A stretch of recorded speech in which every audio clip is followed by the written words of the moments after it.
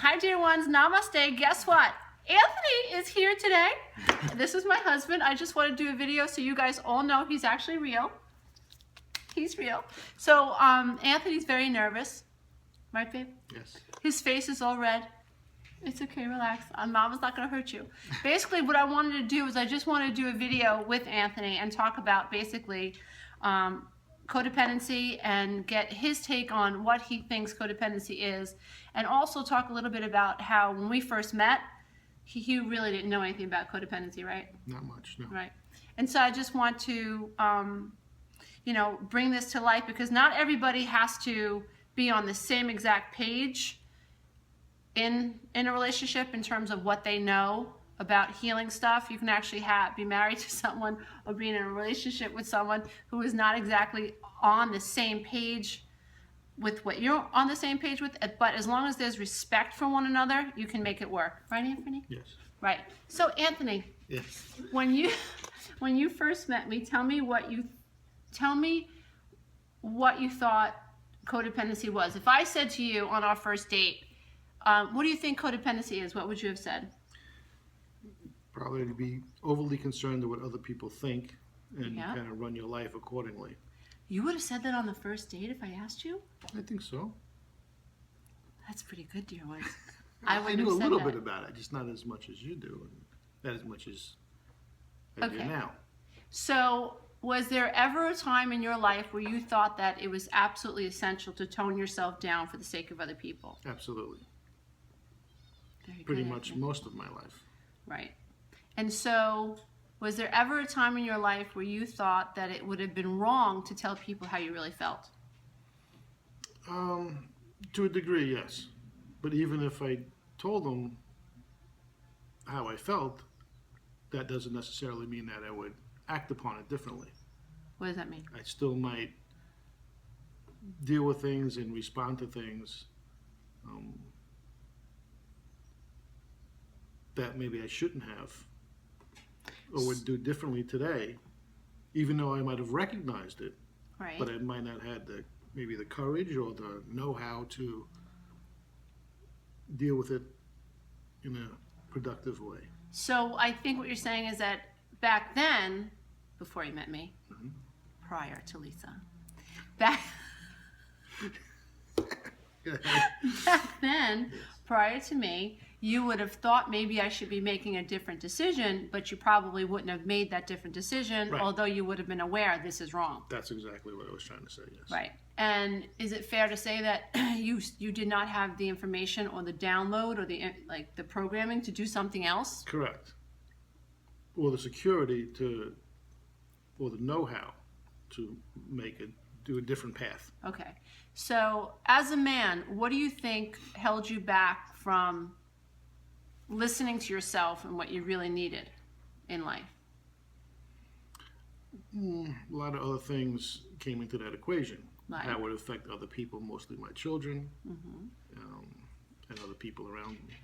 And what was your biggest fear surrounding telling the truth about how you felt? Alice wasn't getting the picture. Alice. Can you see Alice's paw? Not now, not now. There she is. Not now, not now. Not now. She's drooling on me. Okay, okay. Daddy's being interviewed. This is great stuff. So, She's good, I'm yes, sorry. yes. So what would you say as a man who's in a relationship, who's afraid to tell the truth about how he feels? What does it feel like to be a man in that situation? Trapped. What did it feel like? Yeah. Very, very trapped, because the consequences of bringing it up top might affect other people or other loved ones that you were afraid of affecting. Right. The byproduct Right. of maybe facing certain things and dealing with certain things, how it could affect other people in your life. So, now let me ask you this. Looking back now, do you consider yourself codependent to any degree? Would you identify with being a codependent? Was I? Yes, absolutely. Oh, that's good, Anthony. That's good, because I wasn't sure I could.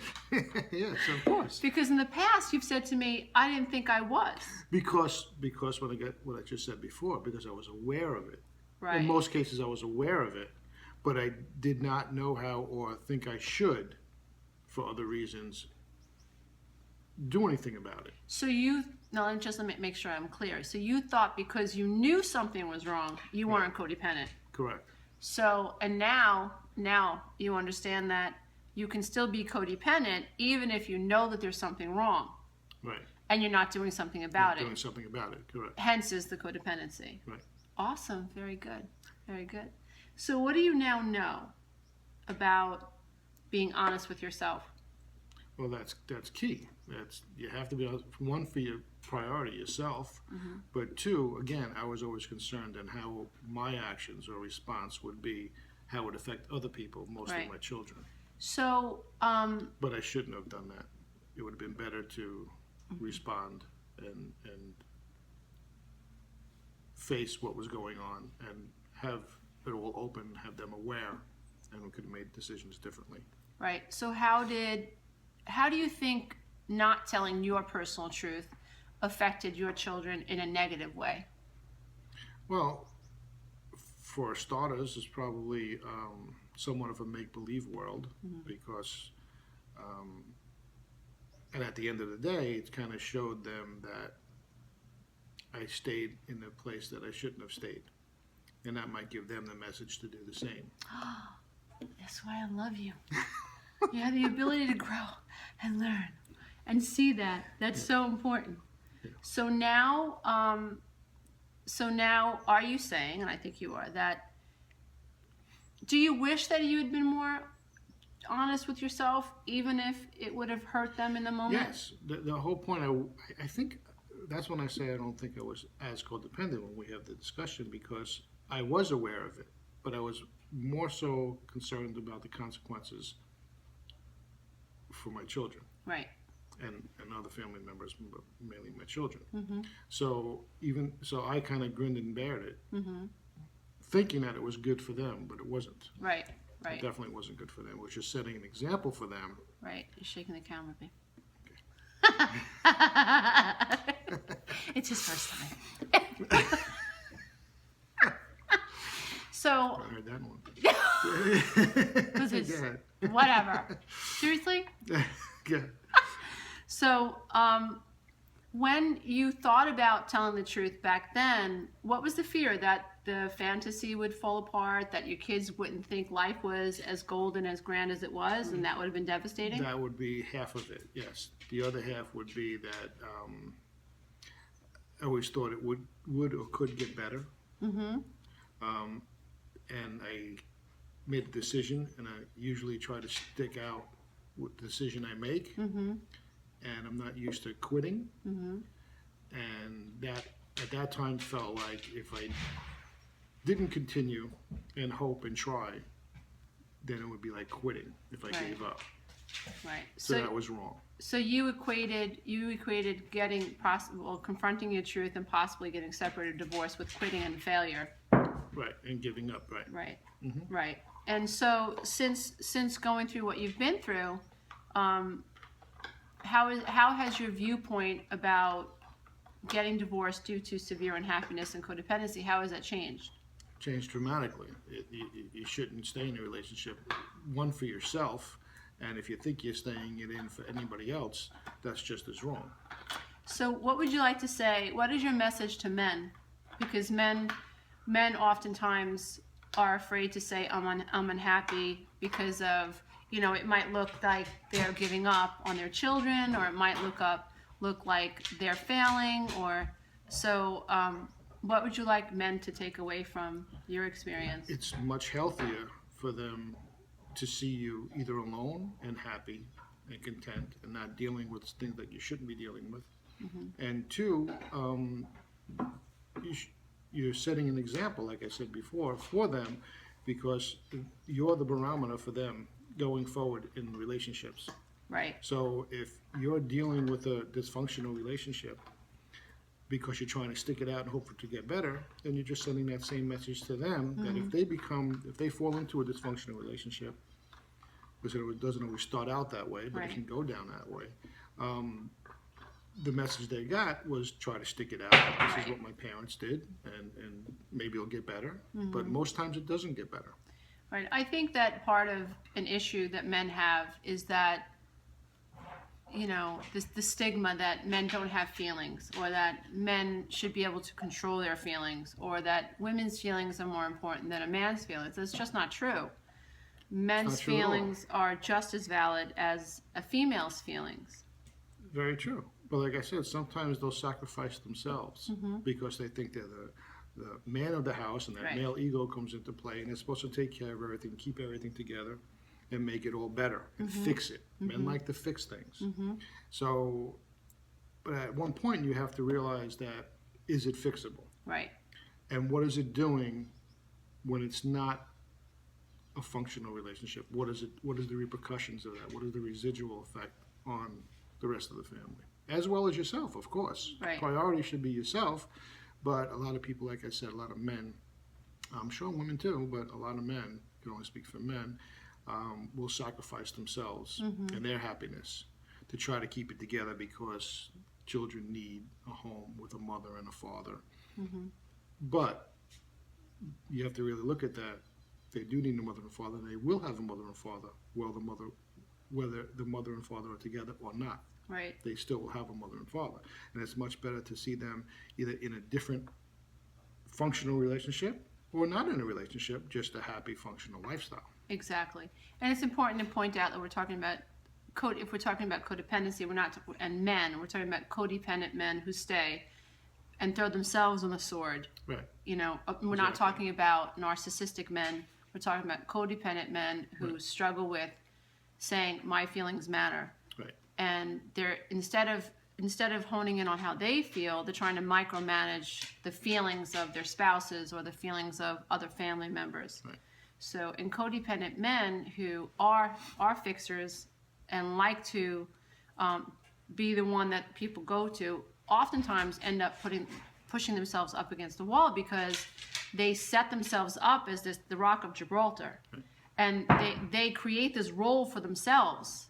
And then they naturally have no one else that they can go to and that they can talk to, because it's presumed that, you know, you're the one that we come to. Right. Right. And that's what happens. It's almost- Everyone comes to you. You almost feel like a sense of weakness if they go to somebody else. Yes. Well, that's a good point there, Mr. Catron. Very good. Very good point. So, how would you say that our relationship is different than any other relationship you've ever had before? I think it's different than most people's relationships, Amen. besides our own. Right. It's, Ow, that hurt well, me. what is it? Why is it so different? Yeah. I think the core of it, there's many reasons, but I think the core of it is that we respect each other very, Yes. very much. Right. And to this day, we've never, ever, ever had an argument. Not necessary. We might disagree on something, but we completely goes back to respect each other's opinion on Right. it, and we work it out. Yeah. But there's no reason to have an argument because it's just a very functional relationship. We respect and love each other very much. And I think it goes back to each of us. We each really like ourselves. yes, You know, and so I'm not trying to prove myself to you, and you're not trying to prove yourself to me. So you're not attached to an outcome, which I teach my clients and I put out there on video, is that it's dysfunctional to attach yourself to an outcome, which means if you're having a conversation with your spouse, hello, there's Alice. If you're having a conversation with someone and you go in and your intent is to convince that person of your position, then you're not being authentic. You're not being respectful. And what we do, what Anthony and I do, is we approach one another with a specific topic, and we're both very, very open-ended about it. I'm curious to hear what his position is, and I'm open to having my position change if I really feel in alignment with what he's saying. And I feel the same is true with you, that you come to me and you ask, what do you think about this? And you're really open to my viewpoint. But that doesn't necessarily mean you're going to agree with what I'm saying. right. And neither one of us are attached to the idea that you have to go along with me and I have to go along with you. Right. But the beauty of a second marriage, if there is a silver lining in getting a divorce, there definitely is one for me and for us, is that we learned what we don't like in a person Yeah. or in a relationship. And we are so similar And that also is a big reason why we don't have a lot of conflicts, because we do see things in a very similar way. So that comes from, again, being in something for many, many years with the wrong person. Right. It also comes down to, and I hear this a lot from clients who are afraid to let go of what they have because they're afraid they're not ever going to be able to manifest a relationship like I'm always talking about in my videos. And a big reason that I wanted to get Anthony, although begrudgingly, on video was because very unexpected. He's very eloquent. It was not planned. No, I hijacked him. He's very eloquent, and when he's tuned into how he really feels, he's able to convey a message very strongly. And that's why I wanted to get him on tape, actually talking about how he feels. The one thing that I try to drive home with my clients is I try to encourage them to go after what they want and what they feel is important to them, which I know you struggle with. Yeah, and like I said before, if you do that, that'll trickle down to, again, I bring it back to a lot of men are very concerned how it's going to affect their family, mostly their children. Women too. Yeah, I'm sure. Like I said, I'm sure of that, but I can only speak, not for every man, but in most men's mind, that's what they're afraid of. Yeah. So. But it's important. It's important that, I think what Anthony and I exemplify is the idea that we finally learned to believe that what we wanted had to be. It had to exist. I've said this recently to a few clients that, I always wanted, and Anthony too, always wanted to be in a really healthy relationship. And you said it, like an easy always relationship. Said a relationship should be easy. Right. And ours is completely easy. Easy. Me too. And I always said that I want to feel love for who I am, and I want to manifest a relationship that I can respect and feel respected in. Right. And I always knew that was possible because it was in me, and it was just something I couldn't let go of. It's sort of like being born gay, and you're married, but you still feel gay. It's in you. You can't escape it. It's in you. It's your reality. And Anthony and I always had this. It's in us to have a healthy relationship. We always had this yearning, even though we were in unhealthy relationships. We would bang our head up against it. It shouldn't be this hard. It shouldn't be this difficult. You should be able to hear. You should want to hear me. I'm your I hear her wife. a lot. I hear her a lot. I knew that was coming. You know what I mean? Yes, absolutely know what you mean. Of course I do. Being married to someone who doesn't really give a crap. It should be a true partnership. But being married to somebody who's so self-absorbed, who can't hear your reality, and you're looked upon as a stranger because you want to feel connected to them, because you want to do things with them, or have them want to do things with you, or have them understand you. It was so bizarre to be in that relationship. And I really want to encourage people to believe that if you have something on your heart that you want to experience in your life in terms of a relationship, you have to know that you have a right to feel that way, and you have to know that it's true. Your equal must be there. And that's before I manifested, but before I manifested Anthony, it's true. It's true. Before I manifested Anthony or this relationship, I came into alignment with the idea that my equal had to be out there. It was impossible for him, not it. You're welcome. It was impossible for him not to be out there because I was out there. And I got to a point where I realized that this world really is 2 by 2. And so believe in what you want and don't settle don't settle. And if it doesn't feel right, just come into your spirit and say, it doesn't feel right. It doesn't feel right. And just keep going until you manifest a relationship that is very, very comfortable. And because that's what you want. Abundance is comfort. Abundance is ease. Abundance is the lack of dis-ease. Anthony and I have always been in relationships that were of dis-ease. They didn't feel quite right. And when we met one another, it began, when did you know that? I knew right away, but when did you know? Timeline? When did I know? Uh-oh. Just after a few times of getting together. Yeah. Yeah, it didn't take long. Right. Well, don't forget, we spoke for a while before we actually met. That's true. So we got to know each other. Yeah, and it was comfortable right from the beginning. Very comfortable. Yeah, it was really, really. So that's what you're looking for. You're looking for if you have anxiety around someone, not good. If you feel like you're second guessing yourself, You not can't good. be yourself Right. 100%. You know, Right. feel accepted or heard. Yeah. Oh yeah. Empathy is a big deal. Empathy. Anthony is very empathetic. Very empathetic. So, I am. I love that you are though. no, we can't get too much. Okay, I'm sorry. Anyway, so I hope you've enjoyed this interview. Hopefully Anthony has gotten over the shock of it and he'll be willing to do many, many more. Well, I doubt it, but anyway. But I'm going to try. Is that okay? Okay. So, All right. Say goodbye. goodbye. All right. Bye, everybody.